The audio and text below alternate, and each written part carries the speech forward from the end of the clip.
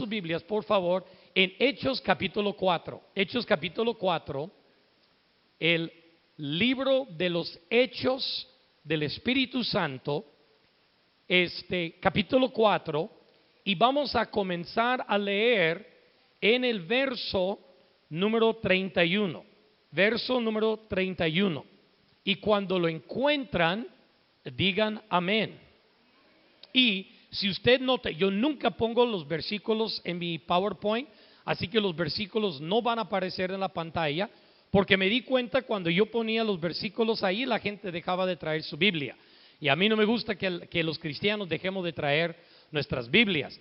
Así que si usted tiene una Biblia y usted se fija que alguien al lado suyo no tiene Biblia o teléfono con el cual están viendo o tablet, y quisiera compartir, nada más acércase, o si ustedes son una pareja, tienen dos y le quiere prestar al hermano o a la hermana que no tiene, para que ellos puedan estar mirando la palabra de Dios. Quiero decir esto: las únicas palabras que en esta mañana se van a escuchar, que son palabras perfectas, son las palabras que estamos al punto de leer, porque las palabras de mi sermón no lo son.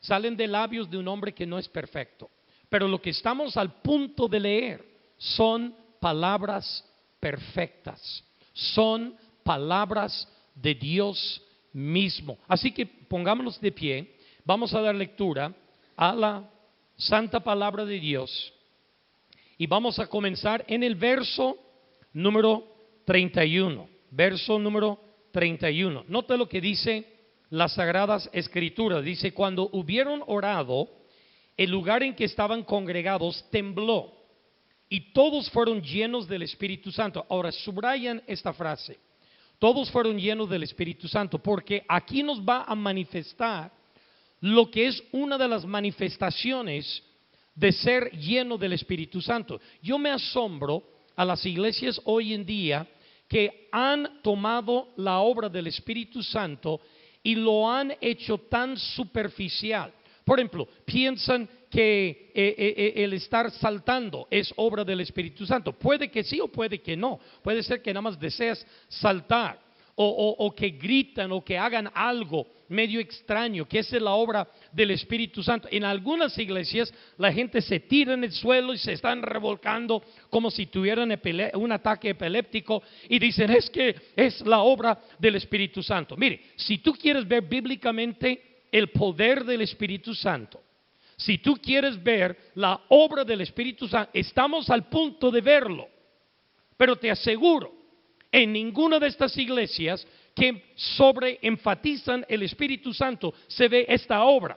Pero cuando uno está lleno del Espíritu Santo, esta es una de las manifestaciones de estar lleno del Espíritu Santo. Sigamos leyendo y espero que se den cuenta a qué me refiero. Dice: todos estaban congregados, versículo 31, y todos fueron llenos del Espíritu Santo. Y aquí tenemos uno de las manifestaciones: y hablaron con denuedo la palabra de Dios. Y la multitud de los que habían creído eran de un corazón. Y la multitud de los que habían creído eran de un corazón y un alma. Subrayen esta frase, porque este es el título de mi sermón hoy en la mañana. Les voy a enseñar cómo ser una iglesia de un corazón y un alma. Todos eran de un corazón, toda la congregación de los que estaban reunidos eran de un corazón y de un alma. Dice la palabra de Dios: y ninguno decía ser suyo propio nada de lo que poseía, y tenían todas las cosas en común.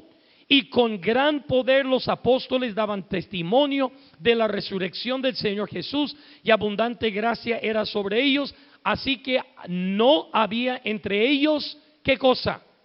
Ningún necesitado, porque todos los que poseían heredades o casas las vendían y traían el precio de lo vendido y lo ponían a los pies de los apóstoles, y se repartía cada uno según su necesidad. Si quiere ver la llenura del Espíritu Santo, aquí está la llenura del Espíritu Santo. En medio de persecución, hablar con denuedo la palabra de Dios.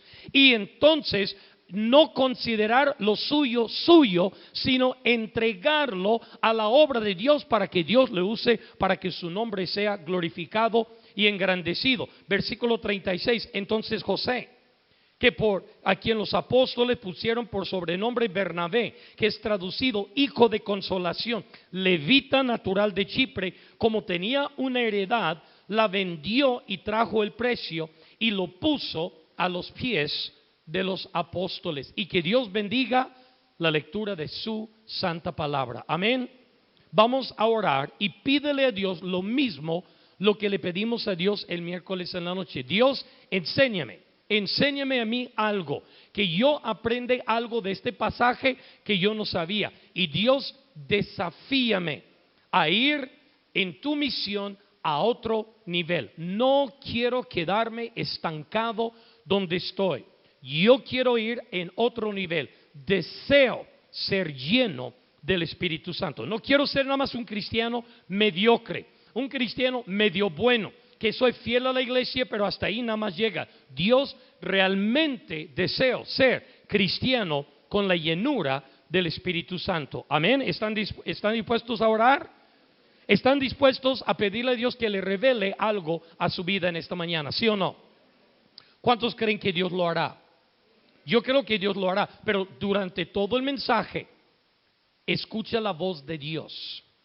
No escucha la voz mía, escucha la voz de Dios. Y algo que se va a decir, algún versículo que le va a leer, que va a escuchar, alguna verdad que se va a predicar, el Espíritu Santo va a hablar a tu corazón, pero solo si tú estás dispuesto a recibir esa verdad. Si Dios sabe que tú no estás dispuesto a recibir la verdad revelada, Él no te la va a revelar. No va a desperdiciar sus palabras sobre una persona obstinada,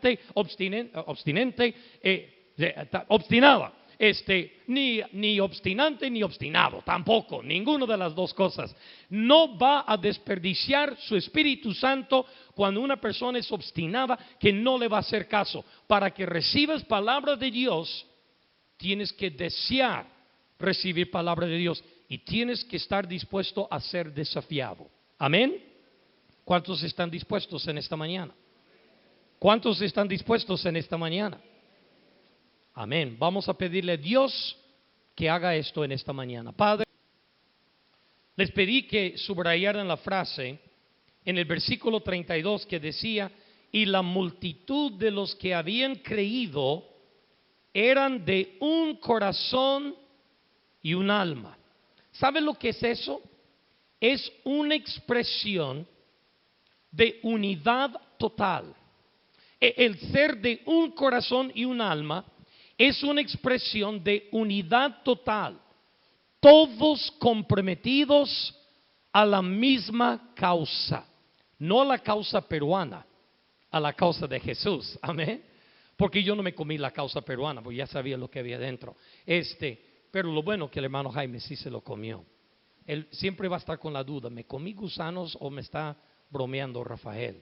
O estaba bromeando cuando dijo que no eran gusanos. Yo no sé, yo tampoco no sé. No, sino que todos comprometidos. Ahora, nota lo que está pasando. Nota lo que está pasando. La iglesia se reúne, son llenos del Espíritu Santo. Y dice la palabra de Dios que la iglesia es de un solo corazón y un alma. ¿Sabe por qué sucede tal solidaridad? ¿Sabe por qué sucede esta unidad instantánea? Por causa de lo que está aconteciendo al principio del capítulo 4. ¿Sabe lo que está aconteciendo? Después usted lo puede leer. Los apóstoles están predicando la resurrección de Cristo Jesús. Cristo acaba de ser crucificado sobre la cruz. Así que la cosa está todavía muy caliente. La cosa está muy sensible. Se están escuchando rumores de que Jesús resucitó y los apóstoles y los discípulos de Cristo están atestiguando si es verdad, lo vimos, lo escuchamos, lo mataron, pero Él resucitó, ascendió al Padre y nos dijo que hiciéramos discípulos desde Jerusalén hasta lo último de la tierra. Y sabes que ellos agarraron muy a pecho esas palabras, porque comenzaron a ser discípulos en su Jerusalén, que es la ciudad de Jerusalén. Comenzaron a ser, dice que en el primer culto Pedro predicó en el capítulo 2, 3,000 personas se conviertan, se bautizan. Luego habla de 5,000, luego habla de 5,000 hombres, luego habla de multitudes. La iglesia empieza a crecer y las autoridades se dan cuenta de que lo que ellos trataron de detener, de parar con la crucifixión de Cristo, solamente echaron leña al fuego. Y ahora está creciendo, parece como una fogata incontrolable, un incendio incontrolable. Y lo que ellos deciden hacer es intimidar, encarcelar y perseguir a los líderes de la iglesia. Y en los primeros versículos del capítulo 4 es justamente lo que está pasando. Se desata la persecución en contra de la iglesia. Le llaman a los discípulos, primer amenaza: no pueden predicar en el nombre de Cristo Jesús. ¿Y sabe lo que responden? No hay otro nombre dado a los hombres en que pueden ser salvos. El único nombre en el cual puede ser salvo es el nombre de Cristo Jesús. Y ellos salen de allí después de verlos intimidado, después de verlos azotado, después de verlos amenazado, y ellos están allí gozosos, y ellos oran a Dios y dicen: soberano Dios, danos el denuedo de seguir predicando. ¿Sabes lo que no están pidiendo? No están pidiendo que Dios aplaque la persecución. No están pidiendo eso. El predicador de la celebración global el año pasado fue el pastor Kenneth Bailey, un pastor coreano que estuvo preso allá en Norcorea. Yo no escuché ninguno de sus sermones, pero he escuchado muchos testimonios de hermanos que han sido perseguidos por causa de su fe cristiana hoy en día, en nuestra era hoy en día. Y ¿sabe lo que todos concuerdan? No le piden a Dios de que cese la persecución. Dios, ayúdanos a ser fiel a seguir predicando en medio de la persecución. Y esto es lo que están haciendo los apóstoles. Ellos no están diciendo: ay Dios, por favor, ablanda sus corazones ellos para que no nos persigan, que nos dejan predicar con libertad. Oh Dios, ayúdanos a adaptarnos a esta nueva realidad. No, Dios, ayúdanos a predicar con denuedo el evangelio. Y en el capítulo 4, 2 veces persiguen, les intimidan, los están amenazando de que los van a encarcelar y que los van a matar. Esto es lo que está pasando a la iglesia. La iglesia está siendo perseguida. Lea lo que dice aquí, lo que escribí. La persecución tiene la habilidad de cambiar nuestra perspectiva, purificar nuestros motivos, fortalecer nuestra fe, alinear nuestro corazón alrededor de lo que es realmente importante. Cuando la iglesia está sufriendo prosperidad, libertad, ¿sabe lo que tiende a ser la iglesia? Egocéntrica e individualista. Pero cuando se desata la persecución, ¿sabe lo que tiende a suceder? Cambia nuestra perspectiva. Que mi propio beneficio no es lo más importante. El beneficio de la iglesia, de la misión de Jesús, de la causa de nuestro Dios, eso es lo más importante. Porque, mis queridos hermanos, persecución no debilita a la iglesia de Cristo Jesús, fortalece a la iglesia de Cristo Jesús. Y esta iglesia está siendo perseguida. ¿Y cómo terminan? Todos llenos del Espíritu Santo, siendo de un solo corazón y de un solo alma. En otras palabras, la iglesia no es un conjunto de miembros individualistas egocéntricas. Es un conjunto donde todos son de un solo corazón y de un solo alma. ¿Y sabe cómo se manifiesta ese espíritu de solidaridad, esa llenura del Espíritu Santo? Escuchen estas 2 palabras: espontáneamente y voluntariamente. En la reunión de la iglesia, donde son llenos del Espíritu Santo y están predicando con denuedo la palabra de Dios a pesar de la persecución, algunos miembros se ponen de pie.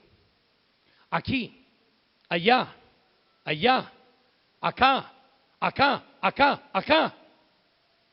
Voluntariamente, espontáneamente, empiezan a traer sus heredades, sus posesiones, sus casas, y lo ponen a los pies de los apóstoles. Yo he leído muchos comentarios sobre este pasaje. Jaime, que has estudiado mucho teología, Pastor Mauricio, igual. ¿Sabe lo que dicen varios de los comentaristas? Varios de los comentaristas dicen lo siguiente: ellos sienten la necesidad de explicar que esto no promueve comunismo. Ahora, le voy a ser sincero, yo he leído este pasaje cientos de veces y nunca me he sentido comunista por haber leído este pasaje, ni socialista. Yo no veo en este pasaje ninguna ideología política, porque no está hablando del gobierno, está hablando de la iglesia. Y sienten la necesidad de agregar esta frase, y esto es lo que dijeron varios de los comentaristas: esto de vender todo y entregarlo a la iglesia no se debería de considerar normativo para la iglesia de hoy. ¿Sabe lo que yo hice con el comentario? Lo agarré, lo tiré a la basura. La Biblia es palabra de Dios, comentarios no lo son. Comentarios son los pensamientos de hombres teólogos acerca de lo que la Escritura dice. Y qué lástima de que en la mayoría de las iglesias hoy en día esto no se considera normativo para la iglesia de hoy. Dios no está promoviendo una ideología política, porque Dios es apolítico. Dios dice: el corazón del rey está en manos de Jehová. Dios levanta buenos políticos, escúcheme, y Dios levanta malos políticos. Así que en América Latina, para la honra y la gloria de Dios, tenemos muchos malos políticos, ¿verdad? Cuyo corazón está en manos de Jehová, y Él lo tuerce donde Él quiere, porque Dios no está interesado en la política. Dios está interesado en su reino, en su misión. Entonces, este pasaje está mostrando que cómo la iglesia responde ante la persecución. Toda la iglesia responde siendo de un solo corazón y de un solo alma. ¿Por qué? Porque persecución nos cambia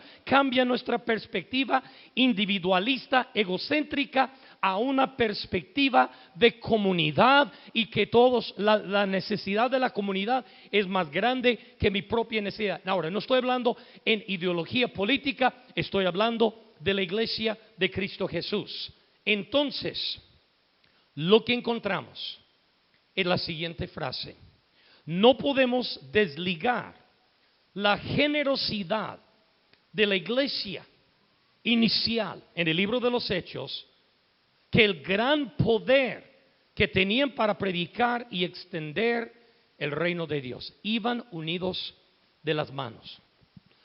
El Espíritu Santo les daba poder para poder predicar con denuedo ante la persecución, y el Espíritu Santo les daba poder para poder financiar la extensión de la obra de Dios a través de la ofrenda voluntaria, espontánea, de miembros de la iglesia que vendían sus propiedades y heredades y terrenos y casas y joyas y cosas que poseían, y traían el precio de lo vendido a los pies de los apóstoles. No podemos desligar estas dos cosas. Ellos van unidos. Y voy a explicar por qué van unidos. Porque la Biblia dice que la iglesia era de un corazón y un alma. Ahora, si nuestra iglesia va a ser esta clase de iglesia, de un solo corazón y un solo alma, hay tres cosas que necesitamos tener. Número uno, necesitamos tener claridad de llamamiento. Claridad de llamamiento. ¿Sabe por qué respondieron los miembros de la iglesia, cuando están mirando la persecución de la iglesia y están viendo los apóstoles, los discípulos que están predicando con denuedo, ¿sabe por qué respondieron espontáneamente? Nadie les pidió. En ningún versículo aquí dice que el gobierno se lo exigió. Ni siquiera dice que los apóstoles, ni siquiera Pedro o alguno de los apóstoles se pone de pie y dicen: si alguien está dispuesto a hacer eso, Dios le va a bendecir. Si usted siembra una semilla de fe, Dios le va a dar. No, sin que se lo pidieran. La gente espontáneamente se levantaba y empezaba a traer el precio de lo vendido a los pies de los apóstoles, sin ninguna presión alguna. ¿Por qué? Porque número uno, había claridad de llamamiento. Claridad de llamamiento. El miércoles dije lo siguiente, y lo quiero volver a repetir, porque algunos estaban dormidos cuando lo dije y otros no estaban. Así que vale la pena repetirlo otra vez. ¿Qué le parece? La división más grande que existe en las iglesias hoy en día no es entre rico y pobre, estudiado y no estudiado, no es entre moreno y chele. Ustedes dicen a los blancos cheles, ¿verdad? Entre los morenos y los cheles. No. ¿Sabe cuál es la división más grande? Este espacio aquí. Los que todo su cristianismo se caracteriza por venir a los cultos y sentarse en las sillas, y los que vienen a los cultos a pararse en las plataformas. Esta es la división. ¿Sabe lo que no había en la iglesia en Jerusalén? Esta división. Porque había claridad de llamamiento. ¿Sabe lo que entendieron los que dieron sus propiedades espontáneamente, voluntariamente? ¿Sabe lo que comprendieron? Escúcheme, que el llamamiento de Dios no es solo para los apóstoles. No es solo para los que están predicando con denuedo la palabra de Dios. Es para todos. Mis queridos hermanos, lo que necesitamos comprender, que los de misiones no es solamente del grupo que va y visita los hospitales, y los jóvenes que salen a predicar en las plazas, y los hermanos que hacen casitas de oasis, y los hermanos que han fundado iglesias y que tienen proyectos aquí y en Nicaragua y en otros lugares, y luego los que van hasta lo último de la tierra a predicar. No, hay que tener claro el llamamiento. El llamamiento no es de un grupo de personas, el llamamiento es de todos. El llamamiento es de todos. Ahora, lo que sí comprendieron es lo siguiente: de que todos somos llamados a extender el reino de Dios. Ahora, todos participamos de maneras distintas. No todos participamos de la misma manera. El miércoles en la noche les hablé acerca de las dos cosas que Cristo hizo sobre la tierra. A ver si lo recuerdan. ¿Cuáles son las únicas dos cosas que Cristo hizo aquí sobre la tierra? Déjame iniciar con una pregunta. ¿Cristo alguna vez construyó un templo? ¿Una iglesia? ¿Sí o no? No les oigo. ¿Sí o no? No. ¿Cristo dirigió un culto como nuestros cultos? No. ¿Qué es lo que Cristo hizo? Número uno, predicó el evangelio y luego sanó enfermos. Eso es todo. Nosotros predicamos el evangelio con palabras y predicamos el evangelio con acciones. Todos somos llamados a extender el reino de Dios, pero todos somos llamados para extender el reino de Dios de maneras diferentes. Algunos aquí en Hechos 4 eran llamados para pararse ante las autoridades y decir: hay un solo nombre en el cual el hombre puede ser salvo, el nombre de Cristo Jesús. Y no me importa que me amenaces, no me importa que me encarceles, no me importa que me maten, no me importa lo que me hagan, que me quitan, yo voy a predicar. Unos predican así y otros decían: si ellos están dispuestos a predicar con denuedo, yo estoy dispuesto a desprenderme de mis bienes para ayudar a financiar. Pero ¿sabes lo que ellos entendían? Que al igual que los que predicaban con palabras, los que estaban dando esta ofrenda voluntaria generosa estaban participando también. Estaban de igual manera participando, porque había claridad de llamamiento, claridad en cuanto a su llamamiento. Nota lo que Pablo dice a la iglesia de Filipenses. Yo lo voy a leer, ustedes lo van a escuchar. En Filipenses 1, 3 al 5 dice: doy gracias a mi Dios siempre que me acuerdo de vosotros, orando siempre con gozo en cada una de mis oraciones por todos vosotros y vuestra participación en el Evangelio desde el primer día hasta ahora. Pablo está diciendo: ustedes participaron conmigo. Filipenses 4, 15 al 16. A los mismos Filipenses está escribiendo lo siguiente: a ustedes mismos, Filipenses, saben que al principio de la obra del Evangelio, cuando salí de Macedonia, ninguna iglesia participó conmigo en mis ingresos y gastos excepto ustedes. ¿Cómo los filipenses participaron en la obra del Evangelio con el apóstol Pablo? Enviándole para sus gastos una y otra vez. ¿Y qué dijo Pablo? 2 veces: ustedes participaron conmigo. ¿Por qué? Porque en la iglesia de Filipos había claridad en el llamamiento, que la obra del Evangelio no es de solo los que se paran en las plataformas. La obra del Evangelio es de toda la iglesia también.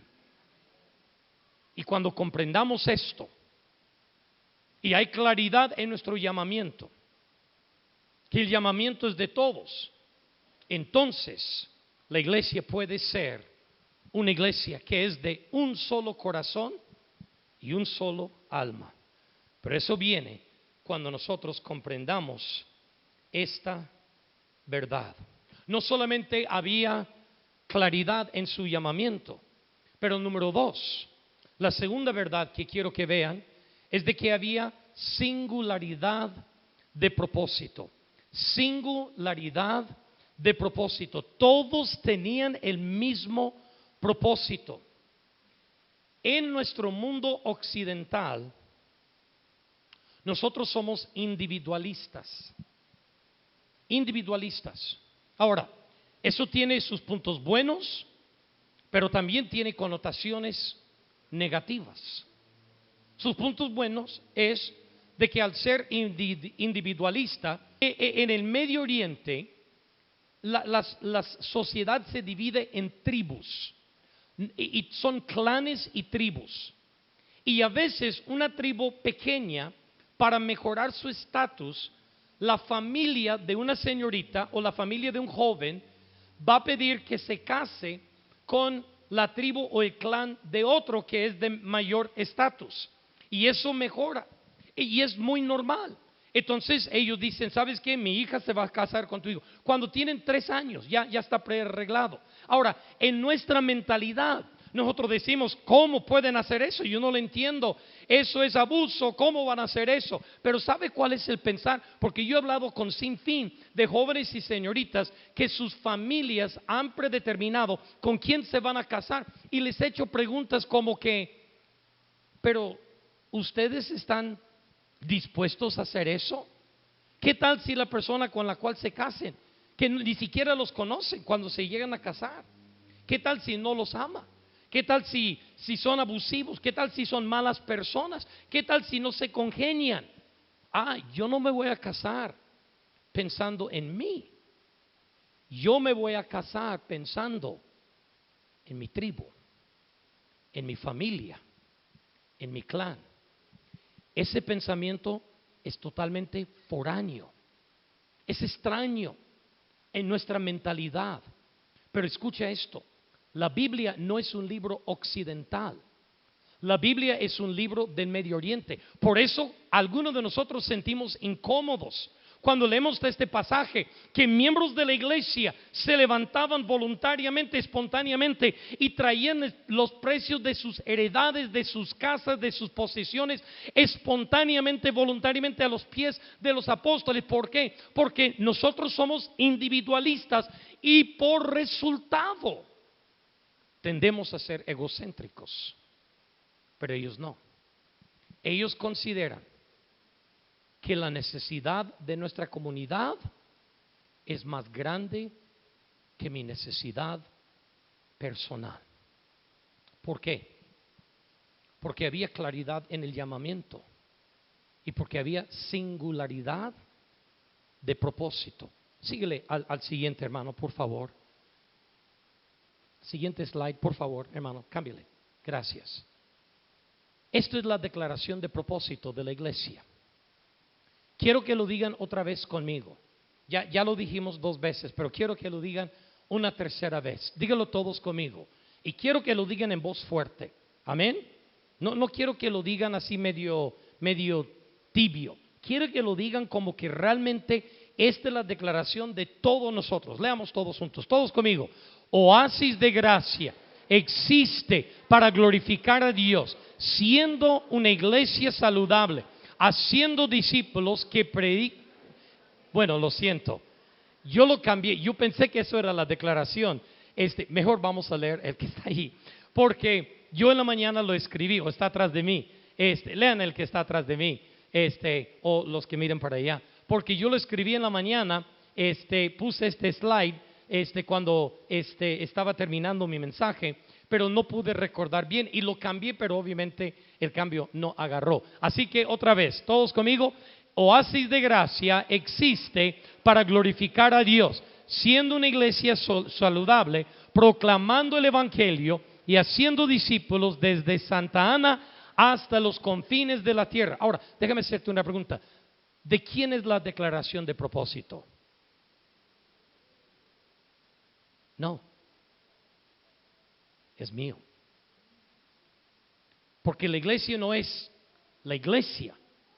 La iglesia somos nosotros. Y para hacerlo más personal, la iglesia soy yo. Eso no es la declaración de propósito de Oasis de Gracia. Esa es tu declaración de propósito. Esa es mi declaración de propósito. Es la razón por la cual existimos como comunidad. Quiero que vean el siguiente video, que creo que viene a continuación, de una iglesia que hace exactamente esto. Síguele, por favor, hermano.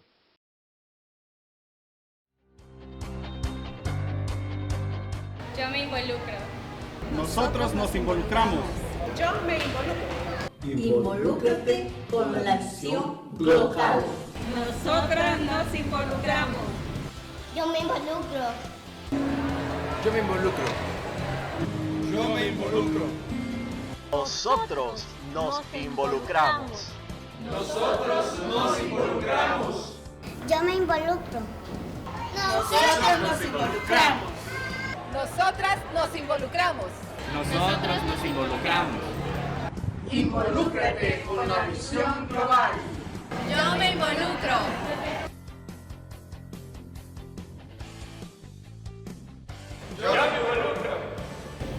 Yo me involucro. Involúcrate con la visión local. Nosotras nos involucramos. Yo me involucro. Nosotros nos involucramos.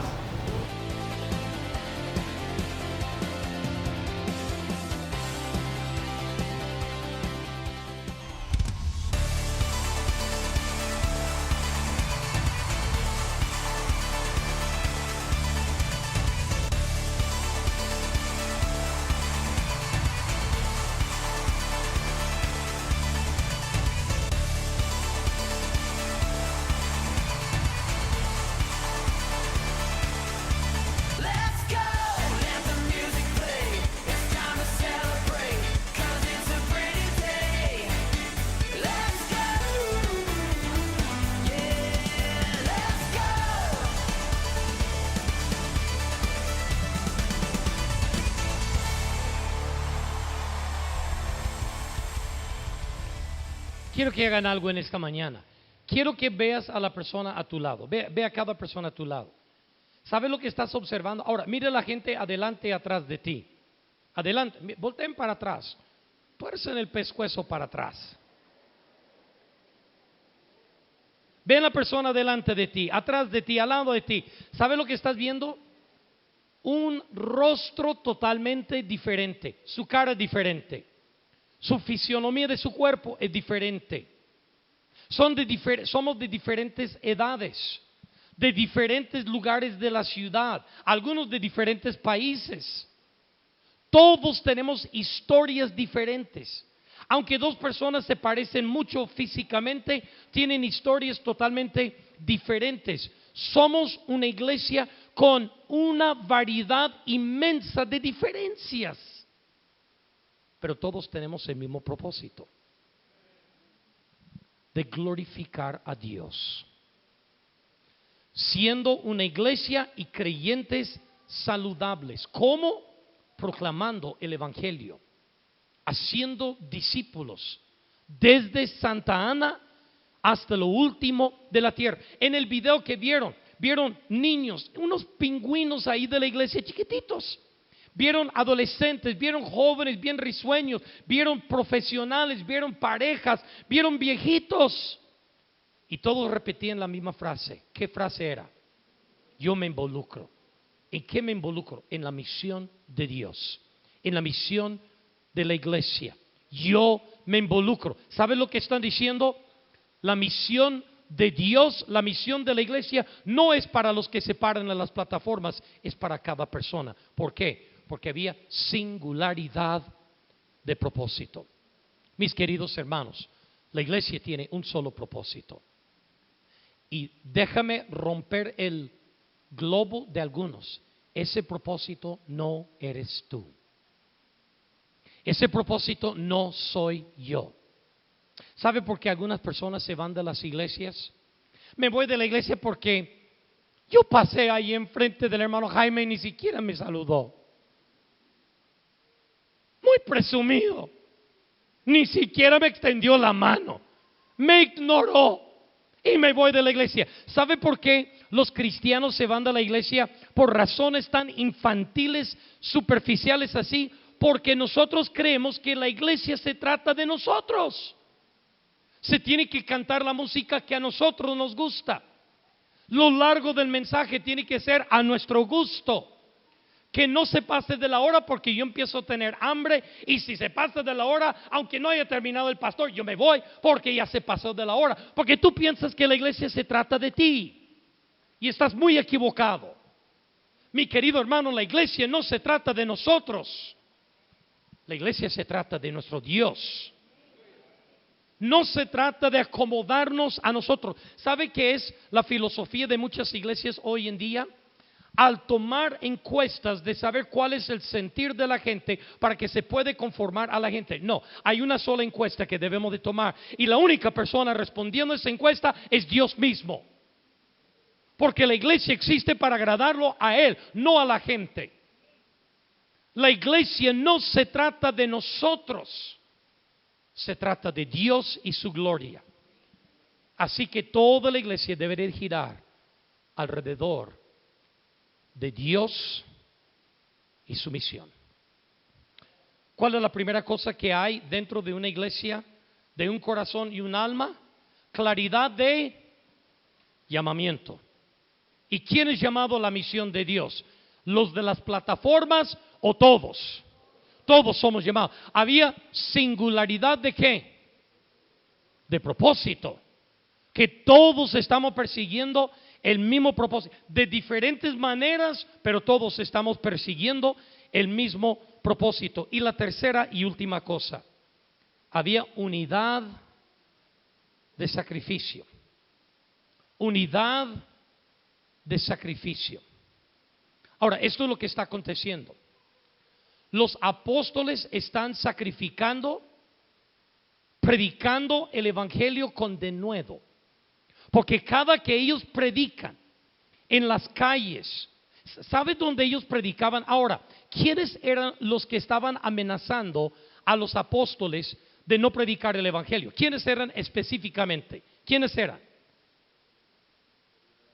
Autoridades judías, los fariseos. ¿Dónde normalmente se encuentran la autoridad de los judíos? En el templo. Y ¿sabe lo que dice la Biblia? No cesaban de predicar en el templo y en las casas la palabra de Dios. Yo admiro la valentía de estos hombres. Ellos son como el mexicano norteño. El típico norteño es medio tosco, medio rudo. Y hay un dicho en el norte de México que dice: no vengo a ver si puedo, sino porque puedo vengo, ¿verdad?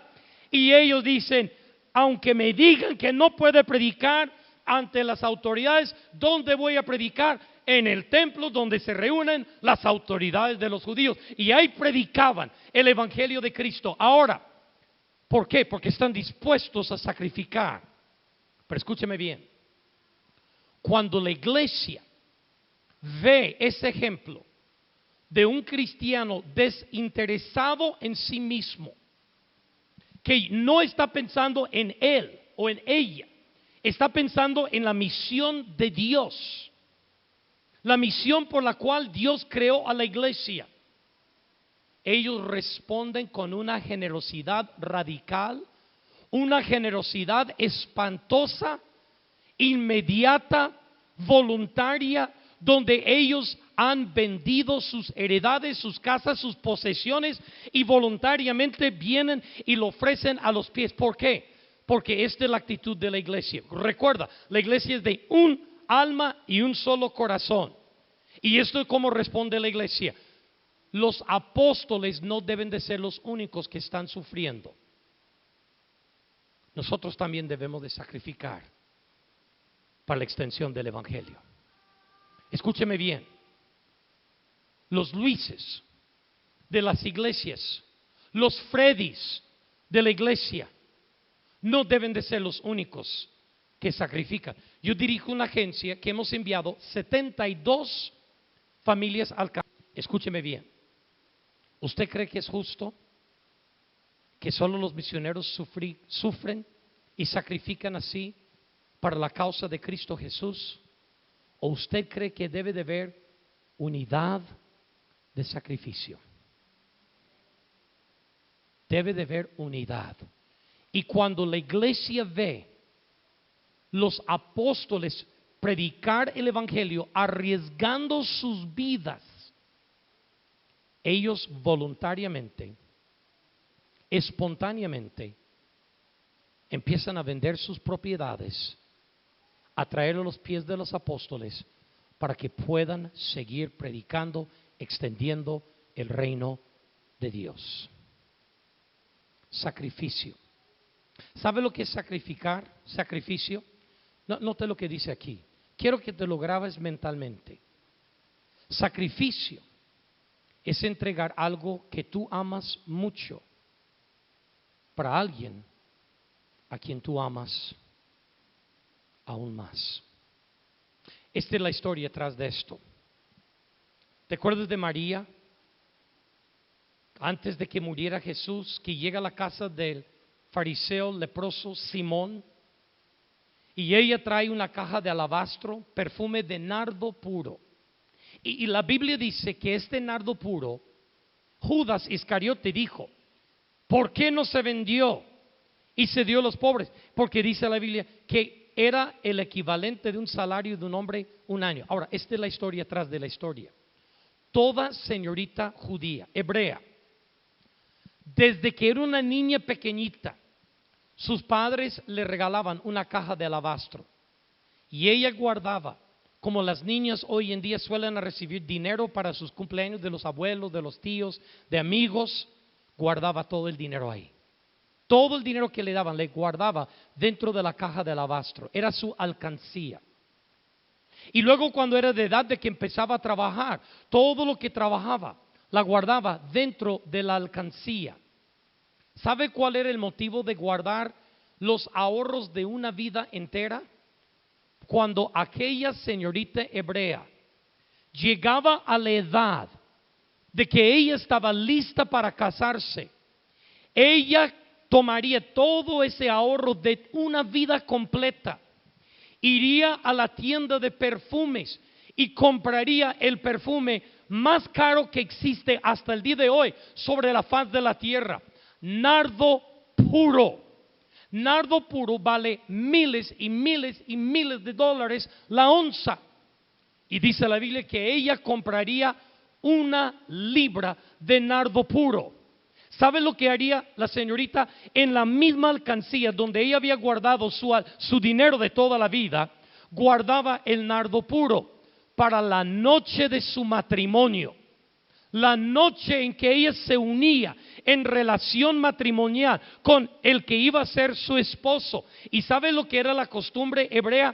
Ella agarraría esa libra de nardo puro y sobre el lecho matrimonial derramaría todo el perfume allí, y durante el acto matrimonial de consumir su relación matrimonial, lo que iba a perfumar la relación matrimonial de esta señorita con su futuro, con su esposo, iba a ser el sacrificio de toda la vida de ella.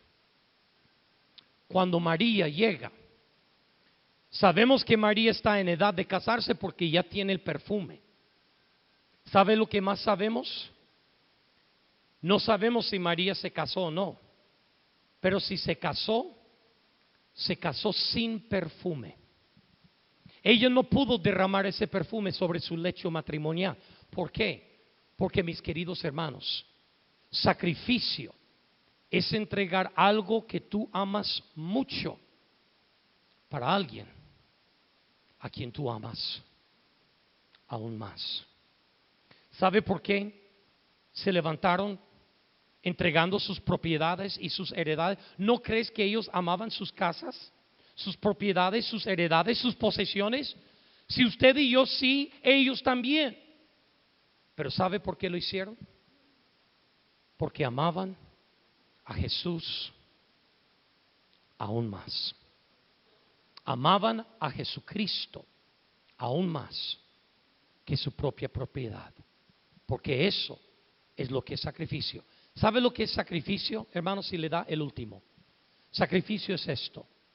Tenemos la oportunidad hoy de mostrar nuestra solidaridad con obreros cristianos en todo el mundo a través de nuestro sacrificio financiero de misiones.